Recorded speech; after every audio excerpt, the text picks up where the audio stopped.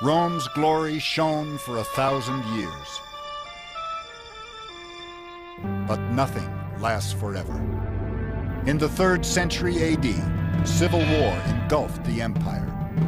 Chaos and corruption undermined it from within.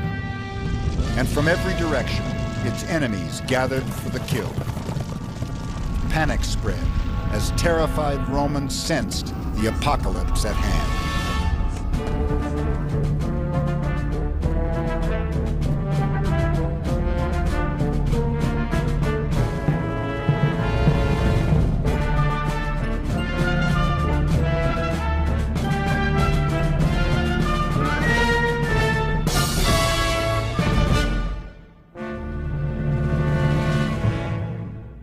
Rome rose to the pinnacle of its extraordinary power and glory in the 200 years after Christ. It grew until the empire united all lands from Spain to Syria and from Scotland to Egypt. More prosperity, more stability, and more peace than the Western world had ever seen. It was in 190 AD, with the mad Emperor Commodus, that it all started to fall apart. Crazy emperors were nothing new to the Roman Empire, so when Commodus started fighting as a gladiator and walking around town dressed like Hercules, Romans weren't too worried. They simply assumed he'd be assassinated like so many before him. He was. Then waited for reason and order to return. It didn't. Civil war broke out as legion fought legion, each trying to install its general as emperor. Anarchy grew. Romans yearned for one of the great emperors of the past to take control. A Julius Caesar, an Augustus, a Hadrian. Instead, they got the likes of Elagabalus, proclaimed emperor by the 3rd Legion on May 16th, 218 AD. Elagabalus was a 14-year-old transvestite from Syria, brought up to worship the sun. At 17, he married a male charioteer named Hierocles, who publicly whipped him. It wasn't the only bizarre ceremony to invade the imperial court. In honor of the sun, Elagabalus sometimes walked backwards through the city, carrying a large black stone. Romans looked on, stupefied. When he finally announced he wanted to be castrated, it was the last straw. His own palace guard killed him as he sat on the toilet, then threw his body in the Tiber.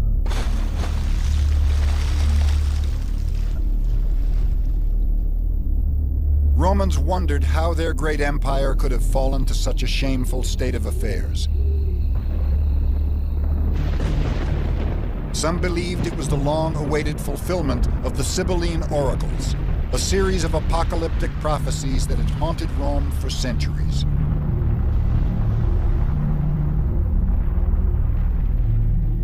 And on thee one day shall come, O haughty Rome, a deserved blow from heaven. You will be plundered and destroyed, and with wailing and gnashing of teeth you will pay. And you, daughters of Rome, clothed in gold and luxury, drunk with the attention of your wooers, you shall be made a slave and a whore because men forgot the good and gave themselves to greed and unrighteous living.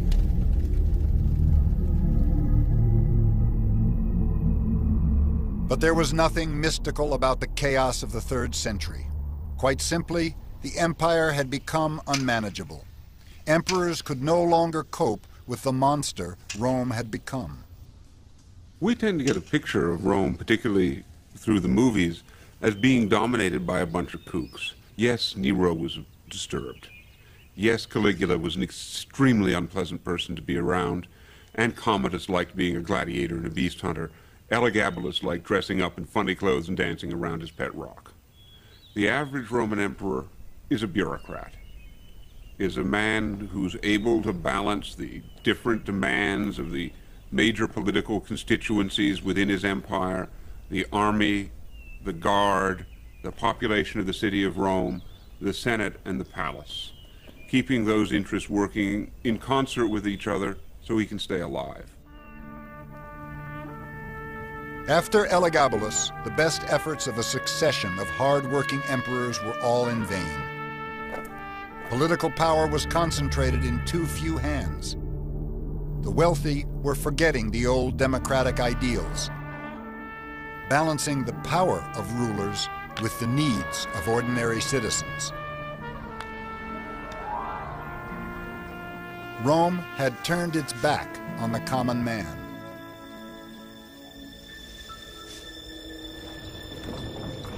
The ancestors of Roman peasants like Gaius led humble but dignified lives as small farmers. But slave-owning aristocrats had commandeered their land and evicted them. Destitute families flooded into the city, swelling the ranks of sweatshop workers and the urban poor. Gaius grew up in Rome doing menial jobs and a lot of drinking. Like millions of poor Romans, he lived on welfare handouts of grain and mindless distraction, lots of it. The proletariat are idle, lazy, and devote their whole life to drink, gambling, brothels, shows, and chariot races. Their temple, their dwelling, their meeting place, in fact the center of all their desires, is the Circus Maximus. They talk about nothing else. Ammianus.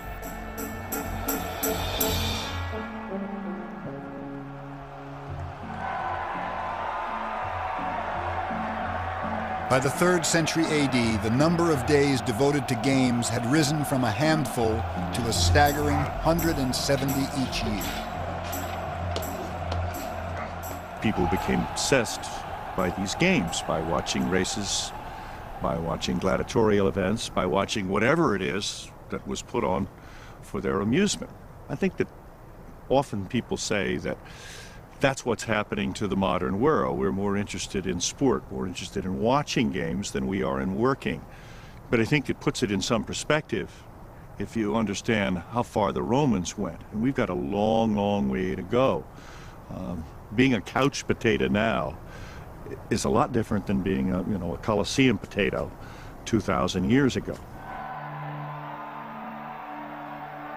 Intent on distracting themselves, most Romans didn't notice the social fabric of their empire shredding all around them.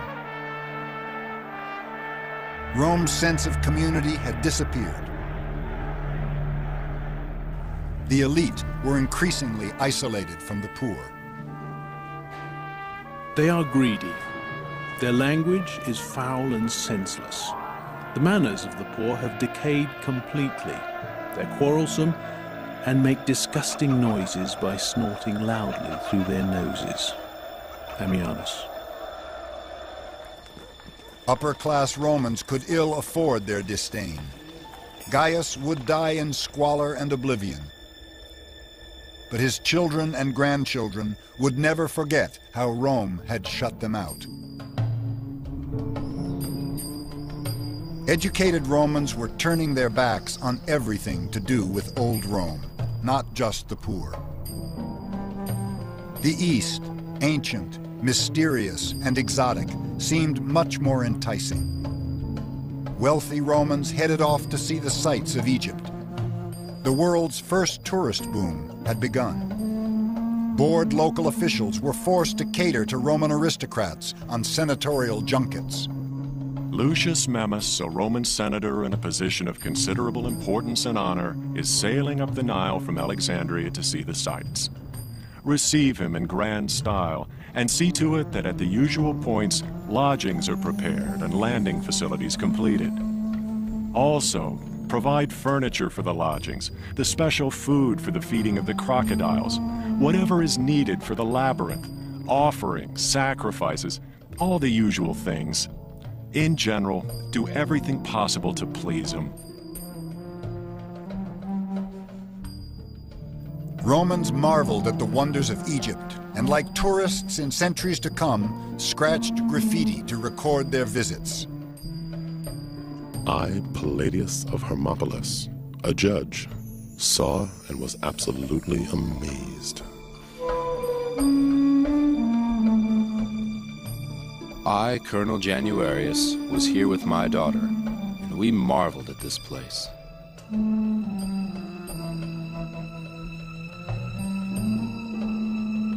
Unique. Unique. I only curse myself for not being able to understand the hieroglyphs. Egypt was a land of magic and mystery. It had the pyramids, it had hieroglyphs, it had the Nile. And Romans, they went to Egypt much more often in fantasy, in pictures, by bringing the wild animals of Egypt from Egypt into Rome, hippopotamuses, crocodiles. But some of them, probably on lazy culture trips, went as far as they could, right to the boundaries of Ethiopia. As travelers abroad marveled at the mysteries of Egypt, Romans back home were hungry for their own taste of the mysterious East. A luxury trade in expensive foreign goods flourished. There is this exotica that the rich and wealthy came to expect. Perhaps one of the most startling examples would be spices. They came from the Far East, from the islands of Indonesia. Even more than that, we've got a guide written for shippers up the Red Sea on how to cross over using the monsoon to India to pick up goods. And it tells you what you can get in the Yemen, at Bombay, on the southern tip of India, where there may very well have been a colony of Roman citizens. The Roman delight in far-flung places was not reciprocated. As Rome thrilled to the exotic East was starting to hate Rome's guts. In the provinces and periphery of empire, resentment festered. The great Roman orator Cicero had foreseen it all. Words cannot express, gentlemen, how bitterly we will be hated among foreign nations because of the outrageous conduct of the men we have sent to govern them. All the provinces are complaining about Roman greed and Roman injustice. I remind you, gentlemen, Rome will not be able to hold out against the whole world. I do not mean against its power and arms in war, but against its groans and tears and lamentations.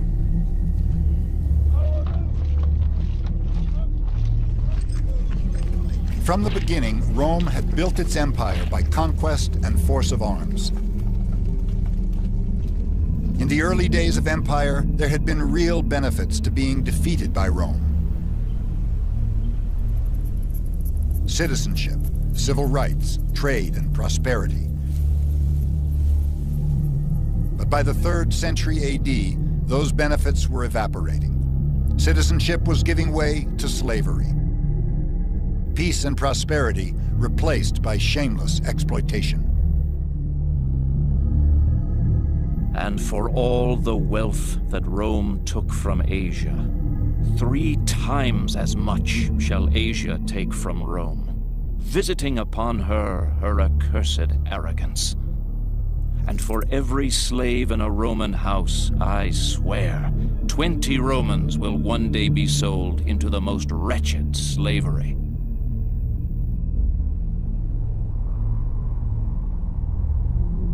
Rome was sitting on a powder keg of poverty and resentment.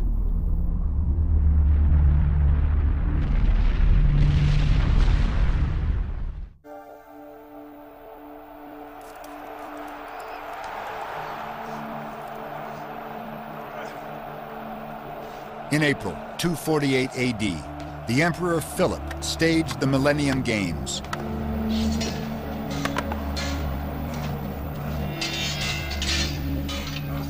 Rome was 1,000 years old and celebrating its birthday in the only way it knew how. With a grandiose spectacle of ritual, races, and bloodletting.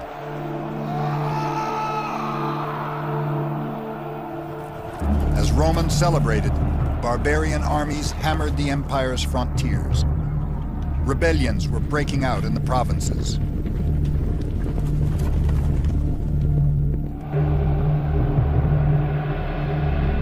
With their world collapsing into chaos, the Roman thirst for macabre distraction grew.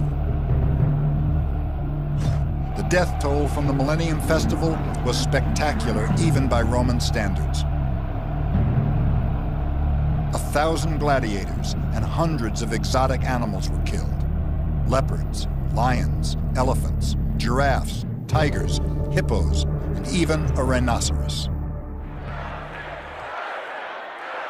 Noisy crowds paraded statues of the gods through the streets. Priests heaped offerings in front of the temples, praying for a return of Rome's good fortune.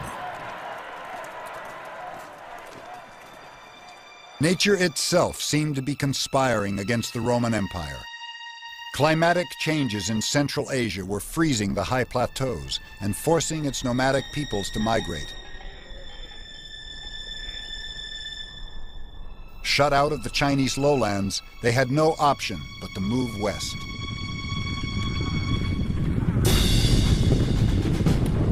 As they headed for Europe, they pushed all the tribes in their path further west as well. In the 3rd century, wave after wave of uprooted peoples were pushed up against Rome's northeastern frontier. Goths, Slavs, Vandals, and more.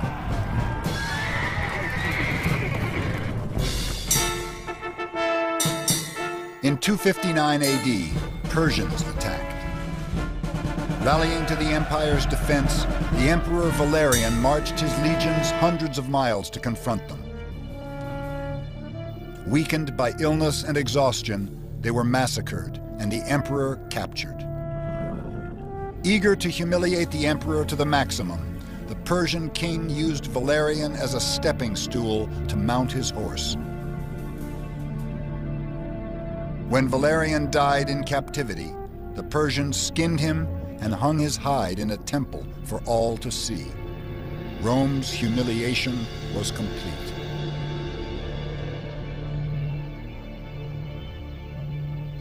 Dearest Mother, my greetings.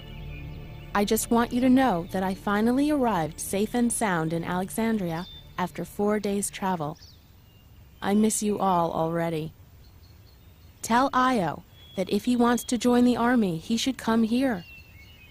Everybody seems to be joining the army.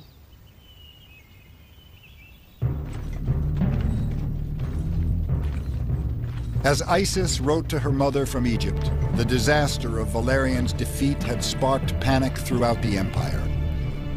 There was a furious recruitment drive. By the year 300, there were almost 500,000 Roman soldiers, and the legions were still growing. The only way to maintain this gigantic military machine was taxation. Taxes rose and inflation spiraled. Roman currency, the denarius, was progressively devalued. Once again, ordinary Romans bore the brunt. The ordinary person in the late Roman Empire could expect to be taxed more efficiently, more harshly, more often, and more consistently than ever before. Likewise, people realized that in order to safeguard themselves, their families, their livelihoods, that they should join the state. So there's an enormous competition to join the army and join a bureaucracy, all of which confer substantial taxation privileges and immunities. Taxation would be less brutal if the burden were shared equally by all. It is not. Tributes due from the rich are extorted from the poor, and the weaker bear the burden of the stronger.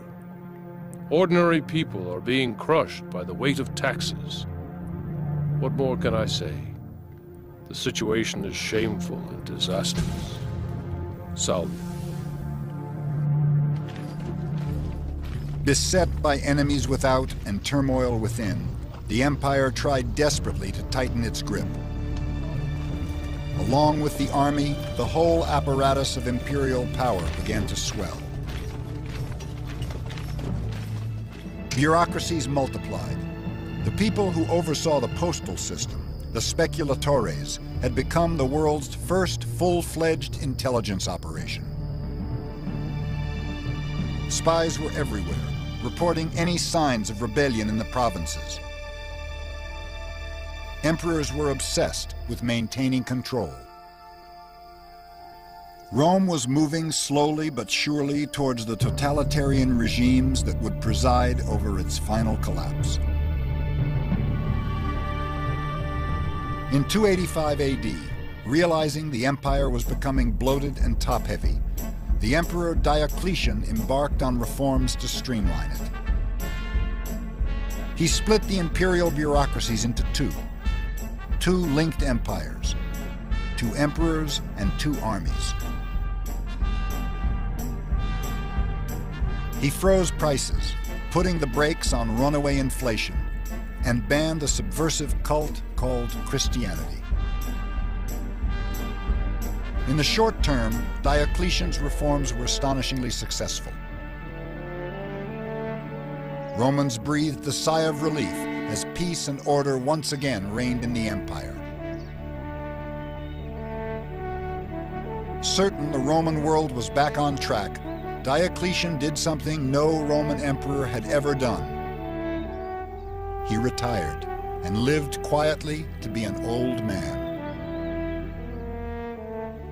But the peace didn't last long. By the 4th century, no amount of bureaucratic restructuring could cope with the class conflicts and the political infighting tearing the empire apart.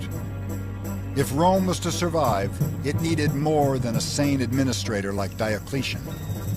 It needed a ferocious and all-powerful ruler. It was about to get one.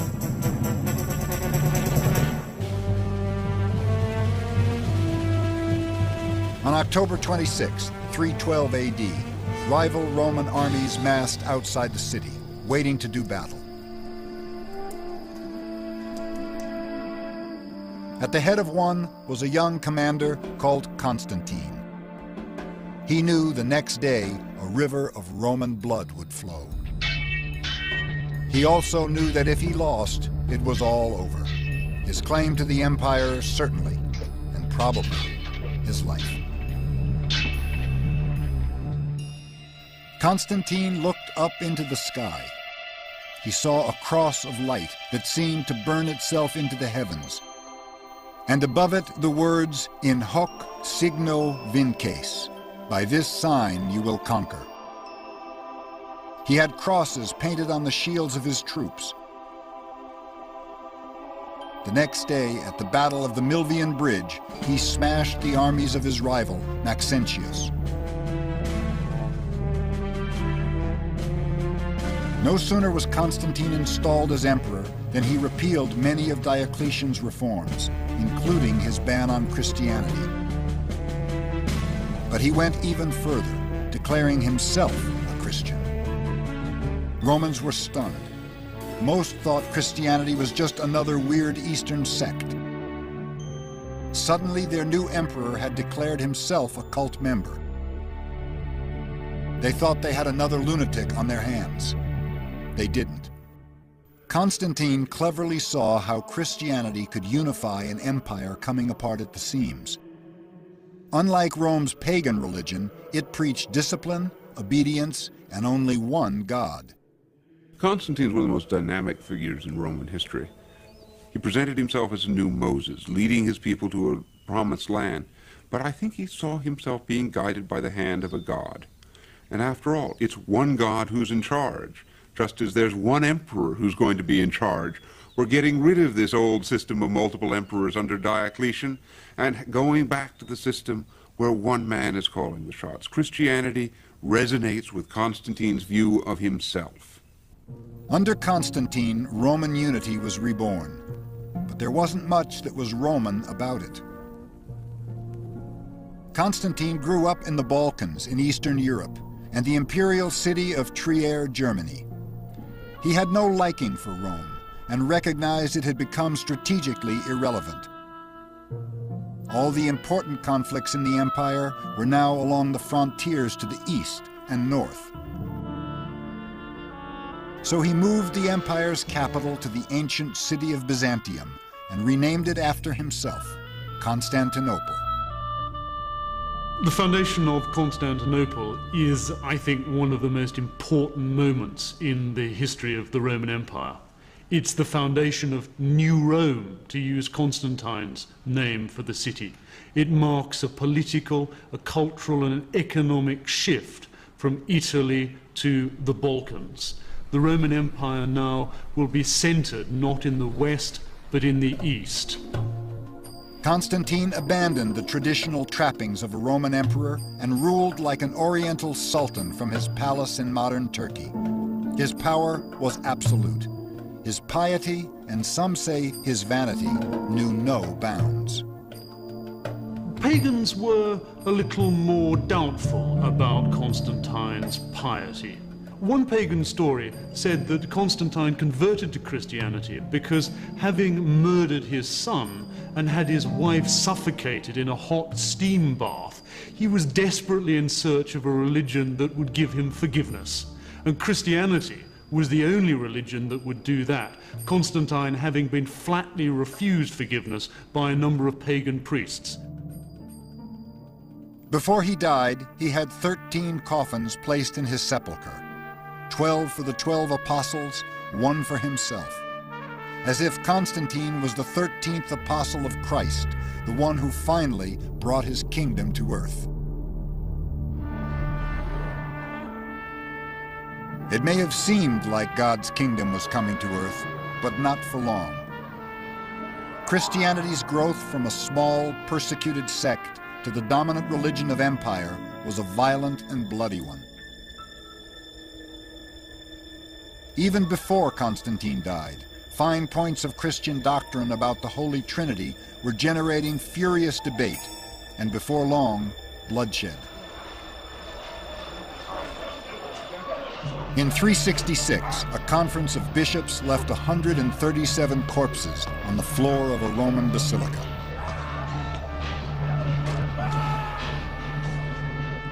The 4th century was marked by bitter divisions of belief between bishops.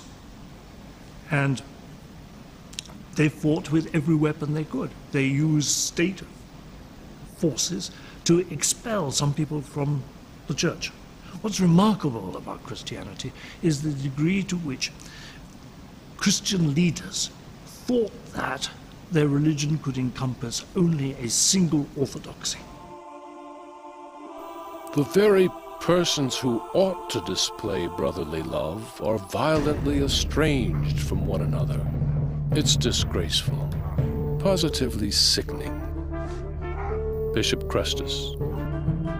By the end of the century, there were over 60 official decrees outlawing different heretical beliefs.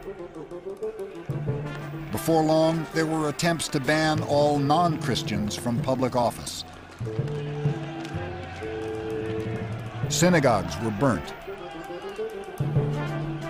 Pagans observed the growth of Christianity with alarm. Their Rome had been ruthless in punishing people's actions, but unconcerned about their beliefs. That sort of tolerance was now a thing of the past. Have a care.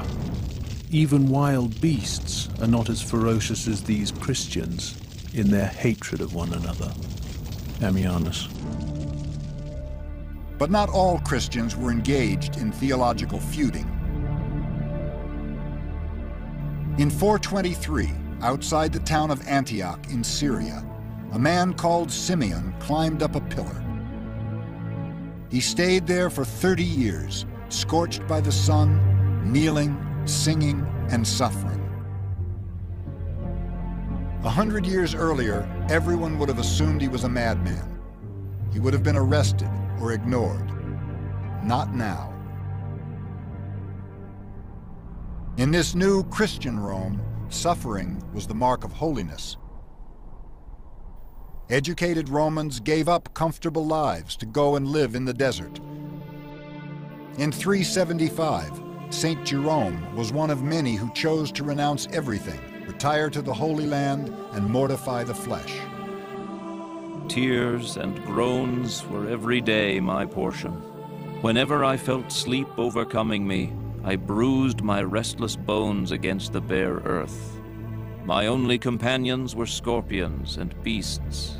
My face was pale with fasting. But though my limbs were cold as ice, my mind was burning with desire, and the fires of lust kept bubbling up before me, even when my flesh was as good as dead. Jerome. Romans had always reveled in grandiose displays of wealth and power. They had inherited from the Greeks and Etruscans a love of the human body and its appetites. In Rome before Constantine, if you had it, you flaunted it. To the pagans who refused to convert, Christian self-denial was bizarre and puzzling. The ones who call themselves monks live in unspeakably dreary places and shun the light. Why would a man choose to live in misery in order to escape from it? They seem to be afraid of everything, particularly what is good and pleasurable. The reasoning behind all this seems completely insane, and I find it utterly incomprehensible. Rutilius. Despite the rigors of Christianity, as the 4th century progressed, Romans flocked to it. Women, long oppressed by patriarchal Rome, found respect and recognition. To everybody, men and women, rich and poor, Roman and non-Roman, Christianity offered a refuge from the chronic uncertainties of the era. There's no doubt in my mind that Christianity saved the Roman Empire. At the end of the 3rd century, it gave it a new focus for unity, both religiously and ideologically. But Christianity is the glue that sticks the various parts of the Roman Empire together in the centuries after Constantine. Christianity could hold the empire together for a while, but not forever.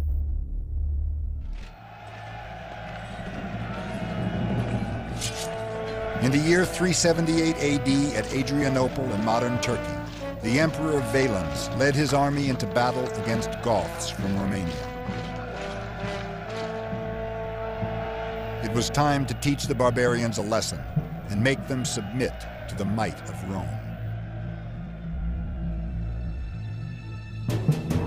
Like Valerian before him, Valens marched into disaster. His legions were surrounded. The famous Roman discipline gave way. He and his army were massacred. It was Rome that had learned its lesson, and it was a bitter one. Rome could no longer rule by military might alone. She would have to negotiate with the barbarians. The truth was there were already as many Germanic tribespeople within the ranks of the Roman legions as opposing them. But now they wanted more. If they were good enough to fight Rome's wars, they deserved to share its power. But Romans didn't share power. As beasts from men, as the dumb from those who speak, so the foolish heathen differs from the Roman. Rome stands alone in pride over barbarian lands. Prudentius. That Roman pride was now taking a serious blow. Forced to accommodate the barbarians, Romans began to feel threatened. Intolerance and resentment grew. The Goths are perfidious, the Alani rapacious lechers, the Saxons, Franks, and Arulians are wantonly cruel, and the Germans are alcoholics to a man. Salvian. Special scorn was reserved for the Huns, the nomads from Central Asia who had pushed the other barbarians westward in the first place. They too now appeared on the frontiers of empire. They are so monstrously ugly and misshapen that that one might take them for two-legged beasts.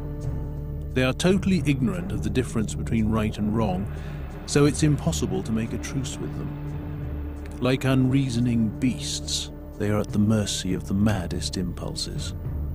Ammianus.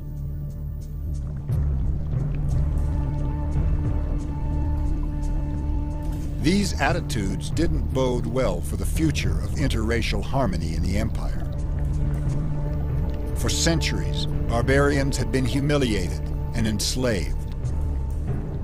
They were tired of it. When Alaric, leader of the Goths, settled his people inside the northern frontier, he wanted a dignified coexistence with Rome. Alaric spoke Latin fluently, was well-read, and not about to be dismissed by pompous Romans. We tend to think of the barbarians as a collection of Conan the Barbarian and his buddies coming across the frontier waving their double-handed axes. This is quite far from the truth. By the time the barbarians come across the frontiers, they're beginning to be Romanized. Alaric, who sacked Rome in 410, did so because he was turned down for a job as a Roman general. What these people wanted first and foremost was a place within the empire for themselves, and when they didn't get it, they turned on the government of the emperors. But Rome had still not learned its lesson. Instead of building diplomatic relations with the Goths, local governors systematically insulted, starved, and overtaxed them. Alaric sent letters of protest to the emperor. They were ignored. When Alaric and his people finally descended on Rome in 410 AD, it was not to rape and pillage, but to drive home his people's protests and demand the decent treatment they'd been promised. To his surprise, as his army swept through the heart of the empire, there was hardly a Roman soldier in sight. The truth was, many Romans were no longer prepared to fight the barbarians. Some even welcomed them. I tell you that the poor have been so robbed and downtrodden that many of them seek refuge with the enemy. They seek among the barbarians a Roman mercy because they cannot endure the barbarous mercilessness they find among the Romans. Salvian. And so in the year 410, for the first time in almost 1,000 years, Romans awoke to find an enemy army camped just outside the city. They couldn't believe it. Alaric's demands were reasonable. All he wanted for his people was part of the Danube River Valley in what is now Austria. Rome refused.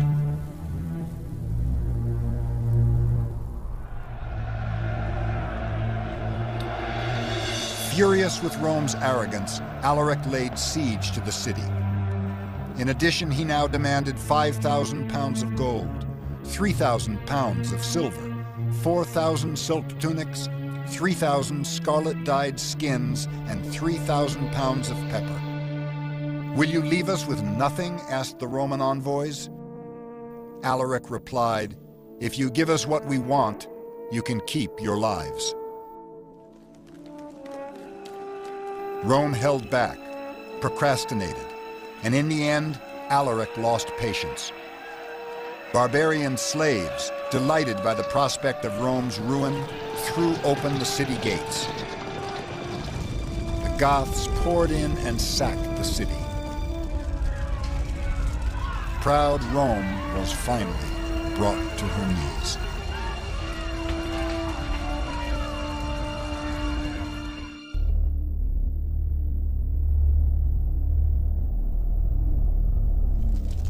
It's inconceivable. Rome fallen?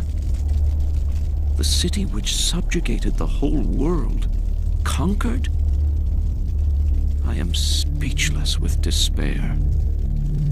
What will have happened to our friends? I fear the whole world is faced with annihilation. Jerome.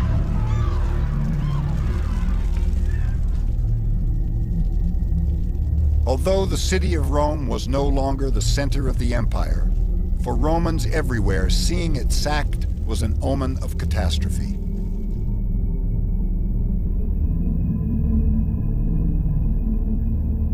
Diseases are spreading. Time surely is nearing its end. I foresee the massacre of all humanity. This surely is the twilight of the world. Ambrose.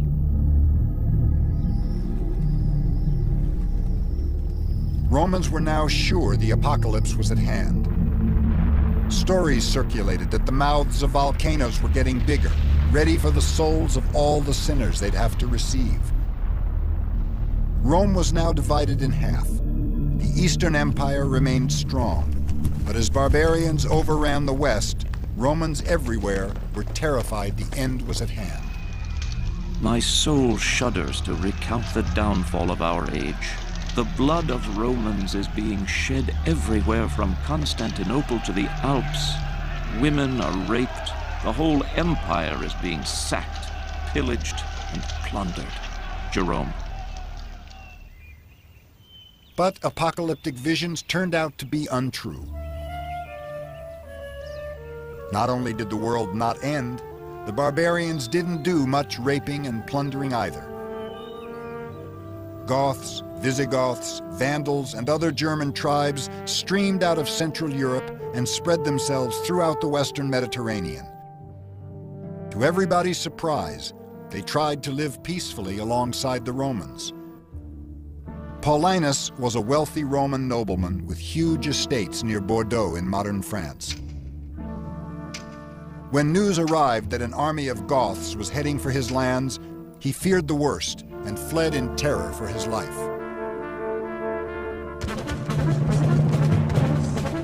Tormented by all the stories of mass rape and Roman children sold into slavery, he sent his family ahead of him.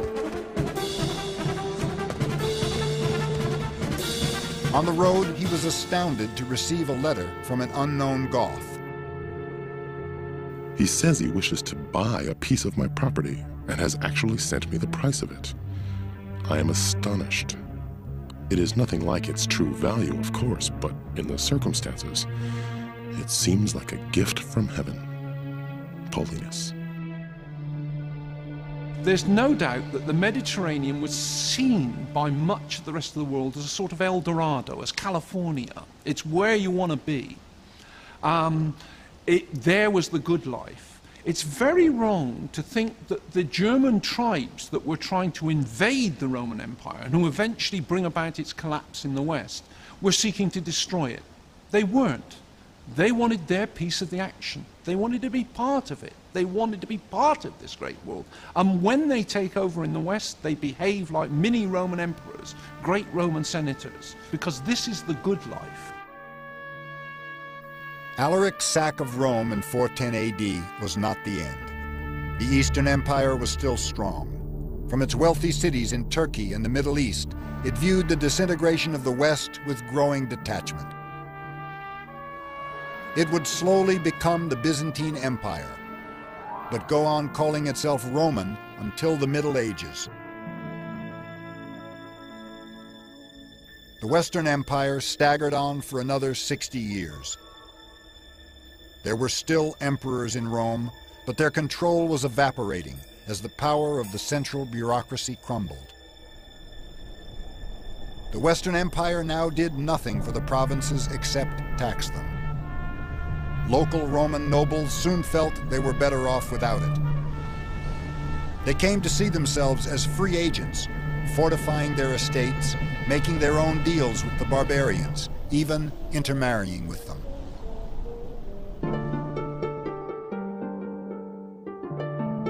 This was the birth of medieval Europe, an anarchic world where local barons owed allegiance to few and built their own fiefdoms.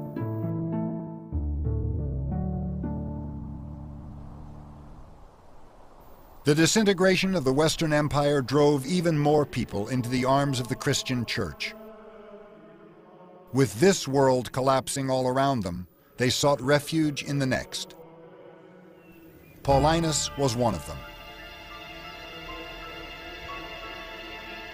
After the Goths took over his estates, Paulinus threw away what little he'd rescued. He wandered on foot through Spain and finally found his way to the south of Italy, where he ended his days as the abbot of a small monastery. His poverty came to feel like a blessing. I visit cities infrequently these days and have grown to love the intimate remoteness of the silent countryside. Solitude is conducive to the spiritual life. I feel that I am fashioning and strengthening Christ within me every day. I strive for the kingdom of God, as once I strove for position. I attend to heavenly goods as carefully as I once attended to earthly ones. Paulinus.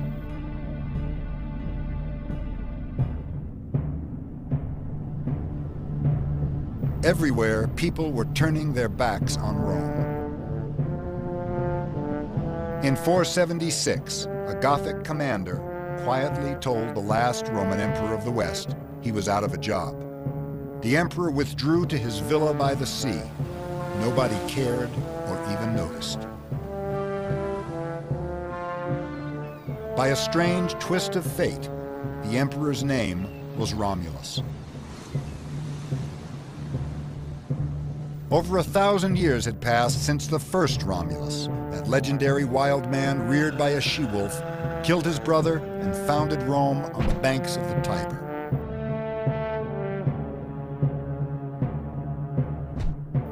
In the millennium in between, Rome had grown from a tiny, primitive backwater to ruler of the Western world. The achievement of the Roman Empire is extraordinarily impressive. Conquest, commitment to discipline, to winning, to victory, to war. And in the history of the human race, the creation of large empires has been fundamentally important, even though it's no longer fashionable. The creation of peace, the creation of law, order, the institutions of Senate, the creation of money, democracy, elections, voting. All these, even if some of them are only the perpetuation of the Greek tradition, have been fundamental in modern European culture. With Rome's passing, the West's long love affair with its memory began. Paradoxically, it was the Christian Church that faithfully kept the language and culture of its former persecutor alive. Simply walk into any church. In its architecture and design, you have just walked in to a Roman imperial palace. Sit down in that church and perhaps listen to the church service, listen to the liturgy, listen to the hymns. You are listening to Roman imperial court ceremonial. The structure of the buildings of the Christian church, its liturgy, its choirs, its priests, its bishops, are imitative of Roman imperial court ceremonial. In the centuries that followed her fall, Rome was reborn again and again. The guiding idea of the Italian Renaissance was the rebirth of Rome and its classical ideals. When the founding fathers of the United States sought a model for their new country, it was to Rome they turned. Raised on the classics, they poured Rome's republican ideals into the Constitution. The early Roman Republic inspired democracies and high ideals down to the present day. But the empire it became left a very different legacy. When the French Emperor Napoleon claimed to have Roman blood coursing through his veins, it wasn't the Republic, but the empire and its all-powerful rulers he was thinking of. The great danger is that we believe that the Roman Empire was a good thing. That is a 19th century view. It's the reason why in Britain people learnt the classics. They learnt the classics and they read their Livy in order to know how to govern India. because Britain saw herself as doing exactly what the Romans had done. We have not yet properly written the post-imperialist history of Rome that will come and realize that this whole thing, great though it was, has its negative side. It has its violence, it has its dark side. That dark side of Rome was ruthlessly exploited by the fascist dictator Mussolini, who openly styled his regime as a new Roman Empire, and himself a new Emperor Augustus.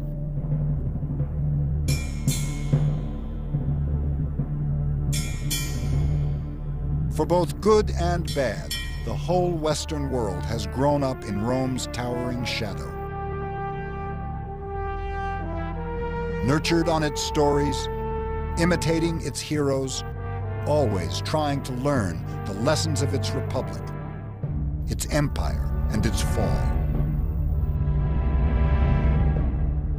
Rome, ruthless in its lust for power, insatiable in its ambition, revolutionary in its political ideals. Its soaring spirit has never died. Rome's power and glory have branded themselves on the Western imagination forever.